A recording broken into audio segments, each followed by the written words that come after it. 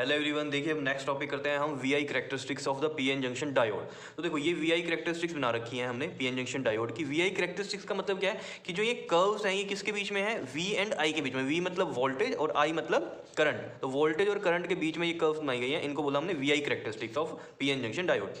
अब PN junction diode की आपको वर्किंग अगर याद हो, हमने फॉरवर्ड बाइसिंग में की है और एक रिवर्स बाइसिंग में की है, ठीक है। तो यहाँ भी कैरेक्टरिस्टिक्स जो होंगी उसकी दो टाइप की होगी, एक होगी फॉरवर्ड बाइस में और एक रिवर्स बाइस में। तो फॉरवर्ड बाइस में जो कैरेक्टरिस्टिक्स होंगी उनको हम क्या बोलते हैं, फॉरवर्ड कैरेक्टरिस्टिक्स, और रिवर्स बाइसिंग में जो होंगी कैरेक्टरिस्टिक्स उनको हम क्या बोलते हैं, रिवर्स कैरेक्टरिस्टिक्स। क्या इतनी बात क्लियर है?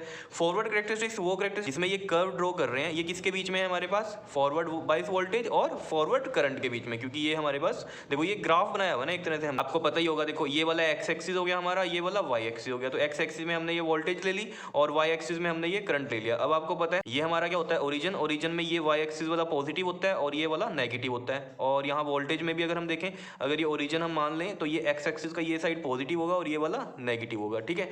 तो ये प्लस प्लस वाला जो पोर्शन है ये हमारा किसके लिए है, फॉरवर्ड के लिए, और ये माइनस वाला जो पोर्शन है ये किसके लिए है, हमारा रिवर्स के लिए है, ठीक है। और ये बात भी आपको समझ में आ जानी चाहिए कि रिवर्स जो कैरेक्टरिस्टिक्स होंगी वो किसके बीच में होंगी, रिवर्स करंट और रिवर्स बायस वोल्टेज के बीच में होंगी, ठीक है। तो सबसे पहले हम बात कर लेते हैं पीएन जंक्शन डायोड की फॉरवर्ड कैरेक्टरिस्टिक्स की। तो फॉरवर्ड कैरेक्टरिस्टिक्स यानी कि फॉरवर्ड बायस, ठीक है। तो फॉरवर्ड बायस में वर्किंग को याद करो, अगर आपको याद हो वहाँ पर मैंने आपको बताया था केस वन में अगर आपको याद हो वहाँ पर बोला था कि जो वी है ये लेस है वीबी से।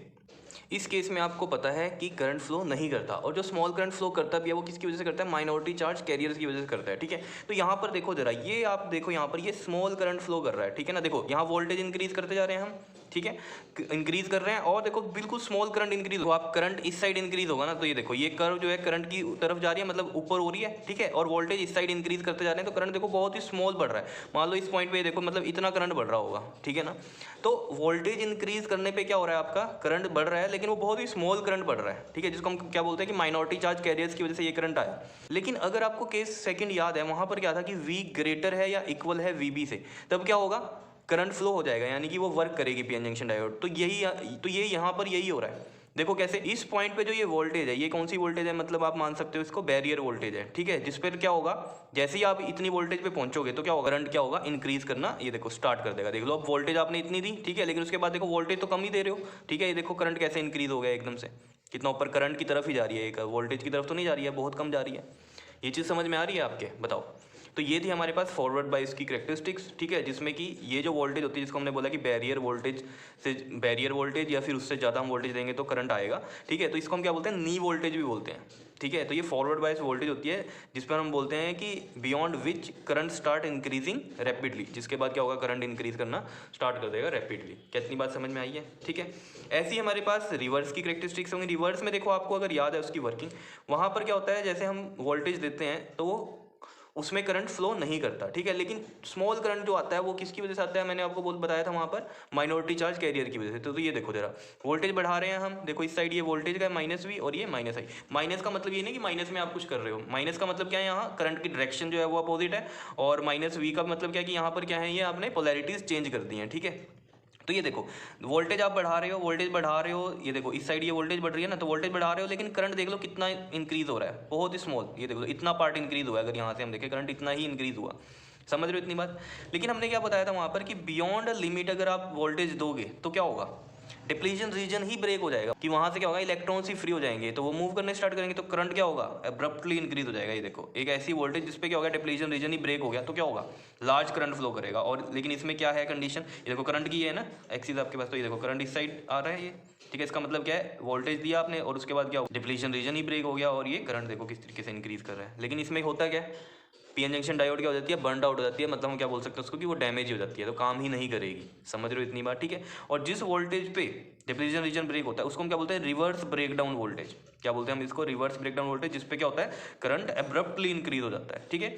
और एक चीज़ याद रखनी है, करंट जो हम बात करते हैं रिवर्स बायस में, वो माइक्रो एम्पियर्स में लेते हैं। माइक्रो एम्पियर्स क्या होता है, 10⁻⁻⁶ में होते हैं। और फॉरवर्ड में जब हम फॉरवर्ड करंट की बात करते हैं तो ये मिली एम्पियर में होता है, और ये होता है 10⁻⁻3। तो ऑब्वियस ही बात है, ये तो बड़े स्मॉल करंट्स की बात होती है रिवर्स में, तो यहाँ माइक्रो में चलता है करंट, और यहाँ फॉरवर्ड में मिली एम्पियर्स में चलता है। तो मिली तो आपको पता है बड़ा ही होता है माइक्रो से, क्लियर है इतनी बात, ठीक है। तो ये था हमारे पास V I characteristics of P N junction diode. अब इसके बारे में देख लो, जो मैंने आपको बताया वही सब लिखा हुआ है। देखो क्या है, a curve which shows the variation of current I and flowing through a P N junction diode, मतलब जो करंट फ्लो करता है पी एन जंक्शन डायोड में उसकी वेरिएशन है, किसके साथ, with the voltage V applied across it, जो कि हमने अप्लाई की है, ठीक है।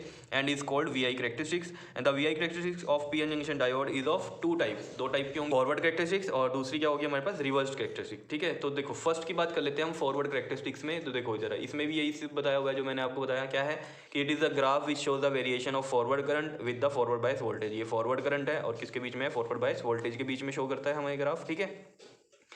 इसके बीच में जो नी वोल्टेज आया था उसके लिए डेफिनेशन थी, क्या थी, it is that forward bias voltage beyond which the current start increase rapidly, जिस पे क्या होगा, करंट इंक्रीज कर जाएगा रैपिडली। ये देखो रैपिडली इंक्रीज कर रहा है, ठीक है।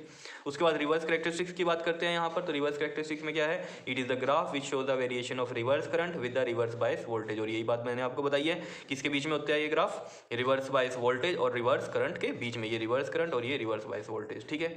इसके बीच में रिवर्स ब्रेकडाउन वोल्टेज आई थी, जिसके बाद क्या होता है, ये करंट एब्रप्टली इंक्रीज करता है। तो वही चीज़ यहाँ पर लिख रखी है कि it is that reverse bias voltage, किसके बारे में बात कर रहे हैं हम, रिवर्स ब्रेकडाउन वोल्टेज के। क्या लिख रहा है, it is that reverse bias voltage at which current will increase abruptly, जिसमें क्या होगा, वो वोल्टेज जिस पर क्या होगा, करंट एब्रप्टली इंक्रीज कर जाएगा। समझ रहे हो बात। और नी वोल्टेज में क्या वर्ड आया था हमारे पास, बियॉन्ड विच, मतलब नी वोल्टेज या बैरियर वोल्टेज या भी इसको बोल सकते हैं थ्रेशोल्ड वोल्टेज, जिस वोल्टेज पे क्या होगा, उस वोल्टेज पर भी और उसके बाद भी इंक्रीज करेंगे, बियॉन्ड विच मतलब क्या होता है, उस पे और उसके बाद भी जब हम इंक्रीज करेंगे वोल्टेज, तो ये करंट क्या होगा, इंक्रीज करेगा रैपिडली। क्लियर है इतनी बात। पर आप एक चीज़ देखो ना, ये नी वोल्टेज जो थी हमारे पास, जैसे मान लो सिलिकॉन का केस करते हैं तो 0.7 होती है वोल्टेज, ठीक है, जो बैरियर वोल्टेज होती है। तो इस केस में क्या होगा, देखो जैसे हम 0.7 यहाँ है, ठीक है, तो 0.1 दी, 2 दी, 3 दी, 4 दी, 5, 6, ठीक है। तो ये थोड़ा थोड़ा करंट आया, लेकिन जैसे ही 7 दी तो क्या हुआ, ये एब्रप्टली इंक्रीज करना शुरू किया इसने, ठीक है। और उसके बाद भी अगर थोड़ी बहुत बढ़ाओगे आप तो और ज़्यादा इंक्रीज करना ये स्टार्ट कर देता है, ठीक है ना। तभी हम लिखते हैं कि V is greater than VB और इक्वल टू VB, ठीक है ना। तो 0.7 पर या उससे ज़्यादा पे क्या करेगा, इंक्रीज करेगा। लेकिन ये रिवर्स ब्रेकडाउन वोल्टेज कौन सी होती है, ये एक वैल्यू ऐसी होगी जिस पे क्या हो जाएगा, डिप्लीशन रीजन ब्रेक हो जाएगा और करंट एकदम से इंक्रीज करेगा। तभी इसकी ये ऐसे आ रही है, देख लो यहाँ वोल्टेज जरा सी भी नहीं बढ़ा रहे हैं हम, उसके बाद तो ये पूरा कहानी खत्म हो गई इसकी, इतना करंट आ गया। और इसमें क्या हो रहा है, देख लो ऐसे आ रहा है ये, ठीक है ना। मतलब क्या हो रहा है, वोल्टेज और थोड़ी बहुत बढ़ा रहे हैं हम और एक करंट देखो कितना इंक्रीज कर रहा है, ठीक है ना। इसके कंपेयर में, इतने पार्ट के कंपेयर में ये वाला करंट देखो ना कैसे जा रहा है। यहाँ भी वोल्टेज बढ़ा रहे हैं लेकिन कितना कम करंट इंक्रीज हो रहा है, लेकिन यहाँ देख लो कितनी सी वोल्टेज बढ़ाई है हमने, वो देख लो कैसे इंक्रीज हो रहा है। समझ में आ गई होगी बात, ठीक है। तो ये कर लेना अच्छे से clear, V I characteristics of P N junction diode. Clear, okay जी, थैंक यू।